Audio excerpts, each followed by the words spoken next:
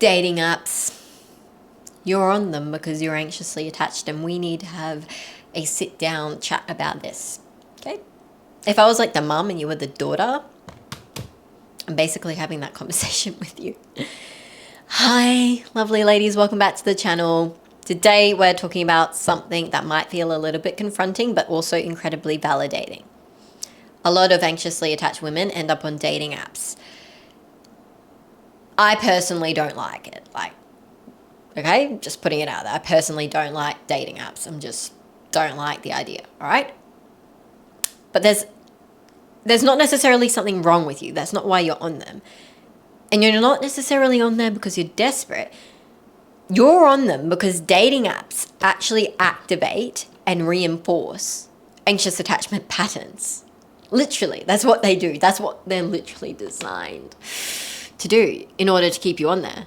Okay, so if you've ever found yourself constantly checking apps, constantly checking the messages, getting a dopamine hit or a rush when someone messages you back, or someone that you're like semi-interested in that messages you back, the spiraling when they stop replying, or they've been online but they haven't replied to you, matching with matching with emotionally unavailable people. Any of that, this episode is going to make a lot of sense. It's going to help you a lot. I might get a little fired in this episode, but just deal with it. Today, we're going to unpack psychology behind dating apps. Dating apps and anxious attachment. Oh, chef's kiss, right? And how to move towards a secure dating style instead. Anxiously attached, anxious attachment, anxiously insecure, you still struggle with a bit of anxiety and anxious attachment. Okay, whatever.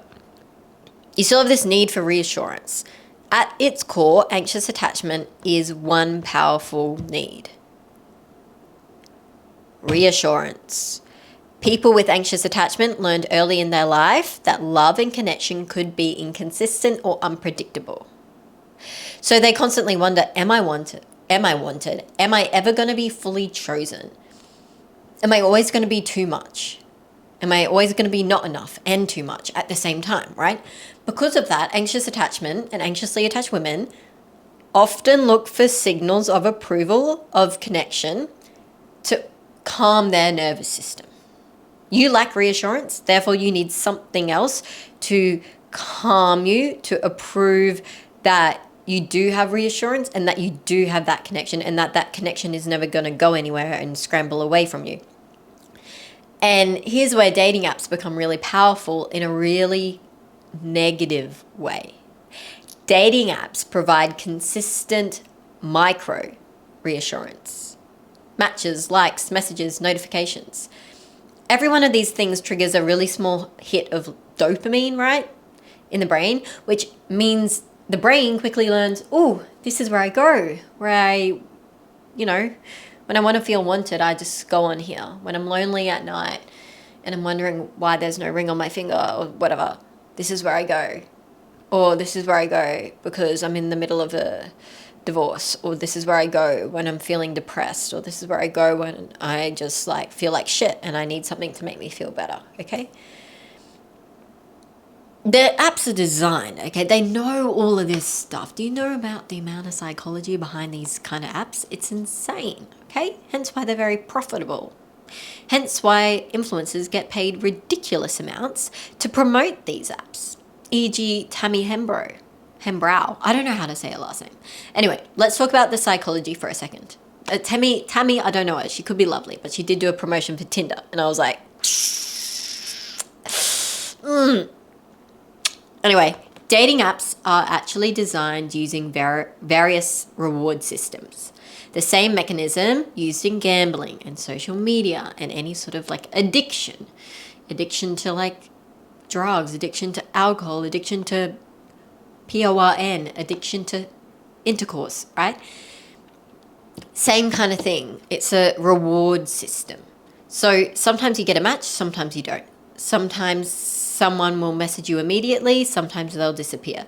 And this unpredictability creates a dopamine loop, the pain relief cycle, which also includes beta endorphin, which I've talked about in another video, which is where I explained why you're actually addicted to whoever the man is in your life. Maybe there isn't a man in your life right now, that's fine. But if there is, go check out that episode. And for someone with anxious attachment, the loop becomes incredibly powerful because it mirrors the same emotional unpredictability that they experienced or that you experienced in your earlier life or in that one really toxic relationship in your adult life or multiple toxic relationships, right? Because your adult life can also wire anxious attachment. Okay, you could come from a very secure childhood and then become anxious because you met an avoidant or because you met a narcissist or whatever. The nervous system starts chasing the next hit of validation, another match, another message, another sign that someone likes you, that someone approves of you, that someone's going to reassure you that you're not going to lose the connection. It's not about the actual person. It's about regulating anxiety through external validation, which is why I always say, go check out my episode about external validation. I made it ages ago. The thumbnail sucks, but what's actually in there is incredibly valuable. Let me bring it up right now. I always forget what episode number it is. 2 seconds. Episode number 2, the real reason you need external validation, nervous system retraining. Anyway, why anxious attachment attracts avoidance on dating apps. Okay, so first of all, 25% of the population in the dating world is avoidant. Avoidants are very quick to get back into the dating space. Hence why 25% of them are also on those apps, right? So, and that's a really important piece to know, okay? Just because they tick all of your boxes or they look like your favorite movie star, like they could be avoidant. They could be a terrible man. They could just be, terrible. Dating apps are the perfect environment for avoidant attachment styles. Also anxious attachment styles too. Like a lot of men on there are also really anxiously attached. And what do you want? Do you want an anxious attached guy or avoidant? No, girly, lovely lady, you want a secure man, all right? People with avoidant attachment often prefer low emotional commitment, lots of options, minimal vulnerability, casual communication. The apps are practically designed for that, right? So what ends up happening is a very common attachment dynamic. Anxious people look for closeness and avoidant people look for a person, but the ability to also maintain that distance from them. This creates the anxious avoidance cycle. You match, you feel hopeful, they pull away, you try harder, and the emotional roller coaster begins again.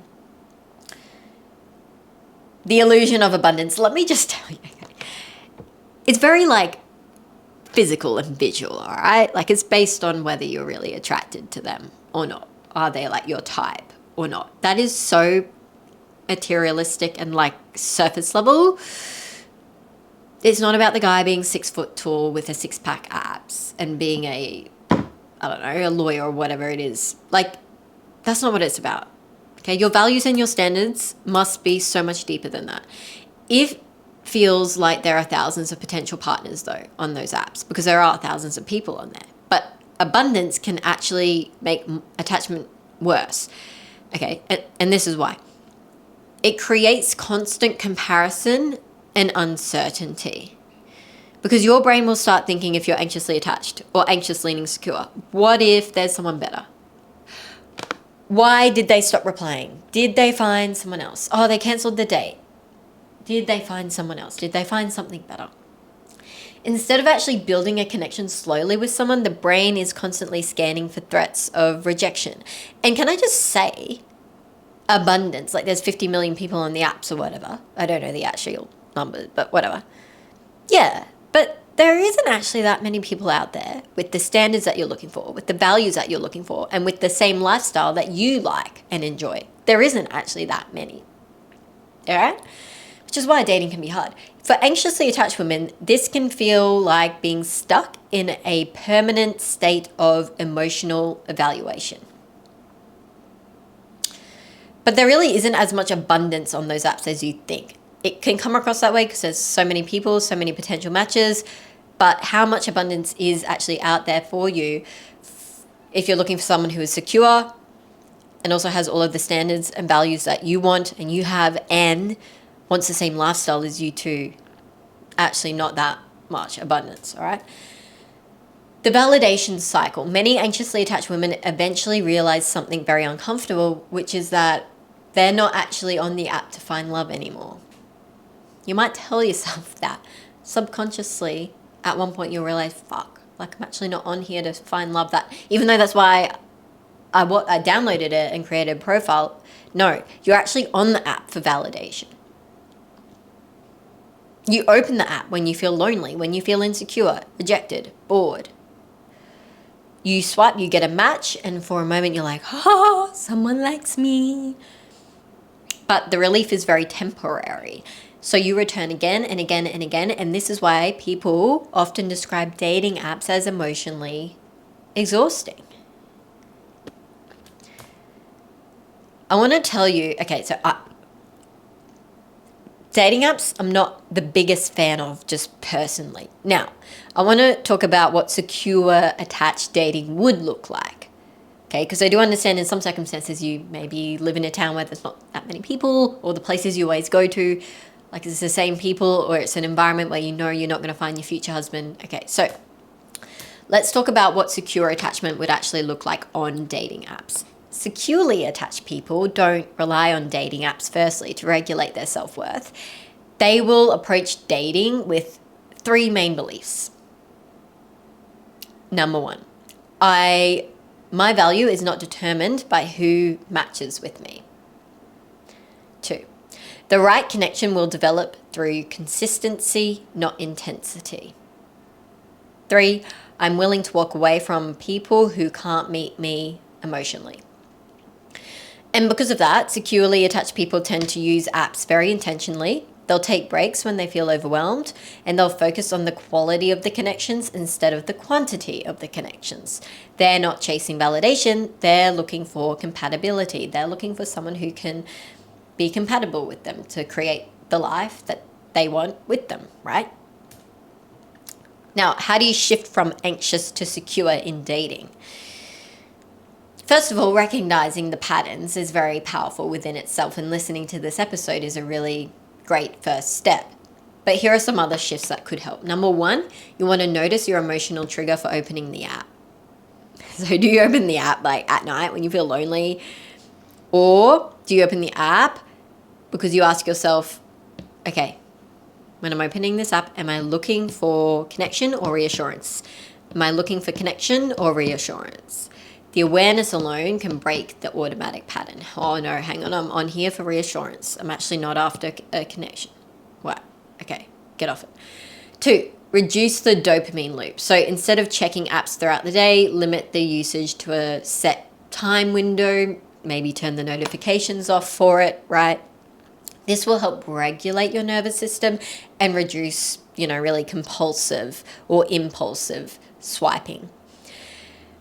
3, focus on a real connection, right? Like try and move the conversations off the app into real life as soon as you can. Now, don't lead the way, you're the woman. Okay, the man leads the way. The man should say, should we get off this app? Would you like to meet?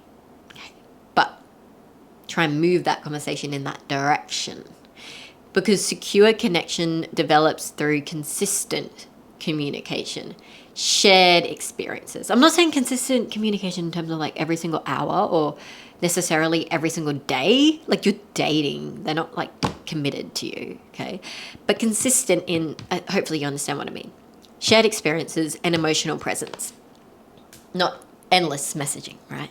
Like all day, every day. What are you doing now? Oh, now I'm having a shower. Now I'm making dinner. What's for dinner? Like, no. Okay.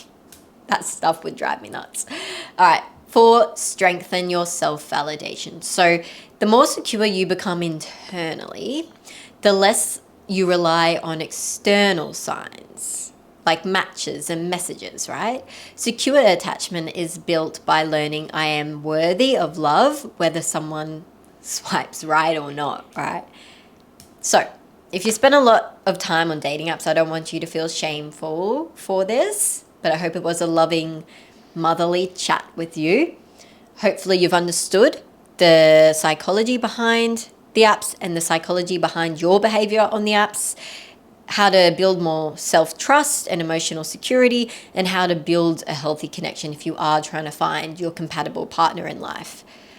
I'd love to know in the poll, I'll leave like a poll down below, do dating apps make you feel hopeful, or do they make you feel emotionally drained? No judgment. I would just like to know. Like, a lot of people listen to this episode, I've noticed. It's growing and growing like literally every single day, which is amazing. Let me know. I'm just curious. Like, do they make you feel hopeful, or do they make you feel emotionally drained? All my links for my one-on-one coaching and other resources to help you become more secure are, of course, attached in the link, in the description, via a link or multiple links. Anyway, I'll see you in the next episode. Love you so much. And remember, it is a